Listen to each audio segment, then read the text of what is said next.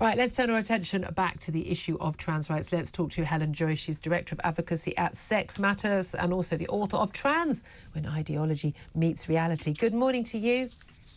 Hi, Julia. Thank you so much for joining us. Just before we talk about unisex toilets, which has very much been in the news, I do want to ask you just about, this what's ongoing issue with the SNP.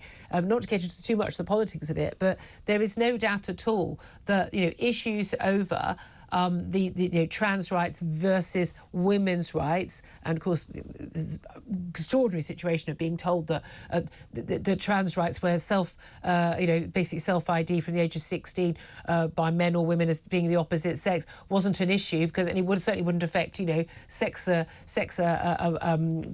criminals like rapists. And then in the same week that came to the fore in the news, we had 2 men convicted of rape being sentenced and being put in women's prisons, and that having to be rescinded upon. That really was the straw that broke the camel's back, bringing down Nicola Sturgeon and prompting the big mess the SNP are in right now, doesn't it? I think there's 3 things that are all tied up together. One is that they're not getting anywhere on independence. One is there's rumours of financial misconduct. And one is this very out of touch, very high-handed policy of putting gender self-ID on a nation that we know doesn't want it. And all 3 of these are the same. There's a few close people to Nicola Sturgeon who runs the party like it's a sort of fiefdom of hers, and she doesn't listen to anybody except them. And that means that the SNP has just been wildly out of touch. And now that's what's coming home to roost, really. Yep. So I see it all as one problem. And it's interesting, isn't it? Even the reports in the weekend were saying there are quite a few senior people in Labour saying they are going to have to readjust and come up with a trans policy which is acceptable to the vast majority of people in this country. You're saying 90% of people who do accept that men can't become women and women can't become men, but are perfectly, and I don't like the word tolerant because it feels like it's quite a sort of you're putting up with, as opposed to are perfectly welcoming of people who want to dress how they want, call themselves what they want, do it, as long as it doesn't impinge on other people's rights in the case of women and girls.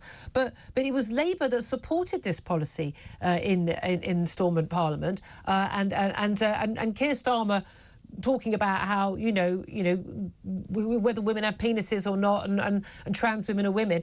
That policy just ain't gonna fly. We've watched that bring down one of the most competent and popular politicians in this country, in Nicola Sturgeon. I still think that this is a really damaging policy to pretend to believe in or to believe in. I never know which it is that politicians do. They're either liars or mad. I don't know which it is. But I don't think there's any politician who can go into the next election, whichever party, saying this stuff and have women vote for them.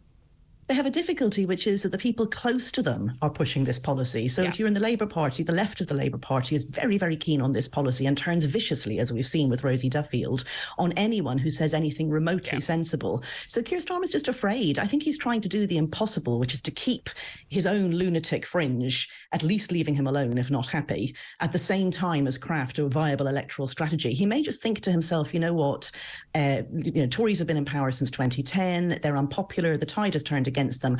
I can get away with not saying anything on this. No, you can't, mate, is what I would say.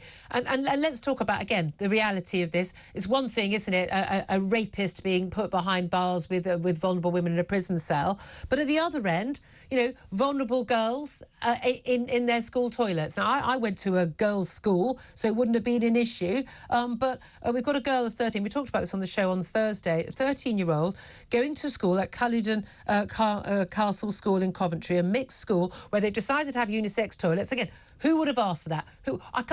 Who was demanding? What we really want, I can imagine the parents at my school go, yeah, what we really want is mixed toilets. So gender-neutral toilet. It turns out that the boys have kicked off the locks in all the toilet cubicles, and the girls have to lean forward and hold the cubicle closed so they can have privacy while they're in the loos. On this occasion, this girl was smashed in the head and had a cut to her head and bruising to her arm after a boy drop-kicked the door open while she was on the toilet. The school insists that the safeguarding is their absolute priority. I mean, frankly, that head teacher needs to be sacked on the spot. Sarah Kenrick, you should be out of a job. The safety and well-being of our students is the school's #1 priority, and we're extremely concerned by last week's incident. This girl has said that, the toilets are open to everyone, the cubicles have doors, but the actual toilets don't. I don't have any privacy because everything is heard by everyone, and the girls have to hold the doors. This is an absolute outrage. This should happen to even one girl. But people like you and me has said this is exactly why you don't have gender-neutral toilets. And people say that we're saying that all boys are rapists or voyeurs, and we're not saying that. What we're saying is that most crimes are crimes of opportunity. So you just take away the opportunities and the crimes don't happen. Remember that this boy may not have meant this as a crime, but it's a crime. It's voyeurism. Yep. So he's committing a sex crime by doing this. And, you know, you shouldn't put any boys in that situation, let alone, obviously, the girls. You design your school buildings to keep people safe whenever you possibly can, and that means separate toilets, and then these issues don't even arise. Think about all the girls this has happened to who haven't been hit in the face and haven't managed to get into the news, or the girls who don't drink in the morning so they don't need to go to the toilet during the day, or girls who go to the toilet in groups of half a dozen. You know, there's so much under the surface. This is just the tip of the iceberg. Yeah, I mean, we've already had the thing, haven't we, about, you know, girls wearing skirts instead of pants with their skirts so they don't get upskirted. I'm sorry, confiscate the phones the moment kids walk into school. You take a photo of a girl up her skirt, you get instantly expelled, nothing to discuss. We need to have zero tolerance on this. But this is what's frustrating. No girl in that school would have gone, what I really want is gender-neutral toilets. I don't even think the boys want it. I mean, again, you know, boys are using urinals. Boys are using and girls don't want to walk in on boys using urinals. Boys don't want girls walking in on them. It's girls starting their periods don't want to be in a toilet with boys. I mean, no one wants this. But I mean, I don't even like going into a restaurant or a bar. If I go to restaurants, bars now, and they've got unisex toilets, I make a note not to go back there again. Exactly. And I'm 5'11" and I'm strong and I'm not frightened of it. But I think it's inappropriate. I don't want it imposed on me. No one asked for this. So who is imposing this? I mean, activists are telling schools they must do it, that it's part of trans inclusion. But sometimes I have to say, I've seen evidence that they ask the kids, and the kids, of course, have been indoctrinated to think that they must be kind and that it's unkind to have separate spaces. So the kids may be asking for it. I've seen surveys of girls saying it's very important. But this is irrelevant because it is not children's job to do safeguarding. It is adults. We don't ask the children, we keep the children safe. But I don't know, even with adults, I mean, we've been in various places where there have been communal toilets, and the men are just as uncomfortable as the women are and the children. My 6'3" husband doesn't want to be standing in a queue waiting for the loo with a 13-year-old girl because he's worried that she's going to be frightened of him. And I'm amazed on social media. You'll see these people saying, "Oh, dear, yeah, don't you have communal toilets at home?"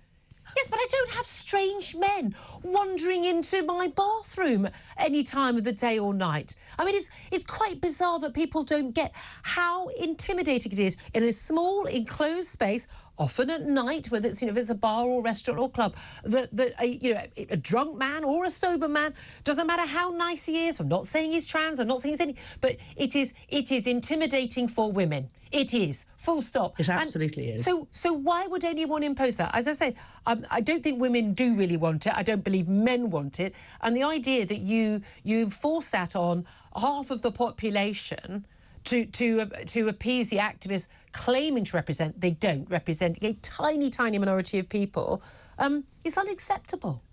We're back to the same problem as with the politicians. It's a small number of activists who are very noisy and very vicious and are close to the people who make these policies. They sell this activist agenda to people who don't have any sense or courage and who go ahead with it. And then when the evidence comes back to bite them, they blame us for being bigots. Yes. It's just very irritating. If people did the work that they were meant to do and checked before they made changes, whether these changes would have good impact and whether they're wanted, then none of this would have happened. Maybe they could just simply wonder, I wonder why we had separate toilets and changing rooms and prisons and again, hospital wards. That's still not being dealt with. That's about 20 years we've been talking about that. I wonder why we did this in the first place. Maybe there was a reason. Helen Joyce, you have been a voice of sanity through all this. Thank you so much indeed.